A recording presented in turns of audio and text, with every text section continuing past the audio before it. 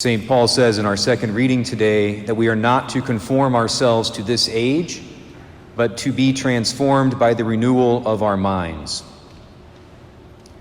There are nearly an infinite number of ways that our minds are subtly trained by whatever culture we find ourselves growing up in.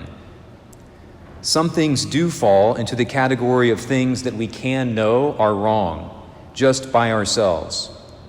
There's a thing called natural law, that is basic laws that are written on the hearts of all people, even prior to our baptisms. If our culture violates something that natural law holds to be sacred, we can know that we are in the right in fighting against it and seeking to root it out of our culture. God also gives us all a conscience, again, not contingent on us getting baptized. But as with natural law, it is accessible to anyone. Our conscience can be well-formed or poorly formed, or anything in between.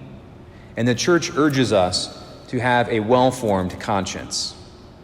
If something in our culture violates our well-formed conscience, again, we can know that our culture is in the wrong.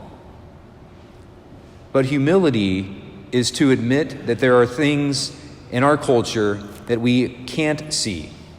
Humility, I can objectively stand alongside the culture and identify all that is wrong with it. There is also a ton of stuff that shape us and form us that we are not aware of and can only be seen and transformed with the spiritual renewal of ourselves, which is exactly why St. Paul is inviting us to take that further step in our reading today.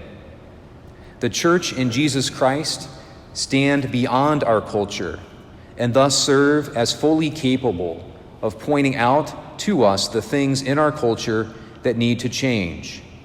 Again, stuff that we aren't able to see from within our culture, no matter how hard we try.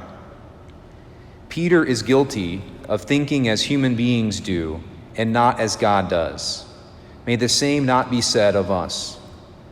As St. Paul phrases it, let us not be conformed to this age, but be transformed by the renewal of our mind. The Church and Jesus Christ are standing at a distance as the only credible cultural critics. The question for us, will we listen to what they are urging us to do?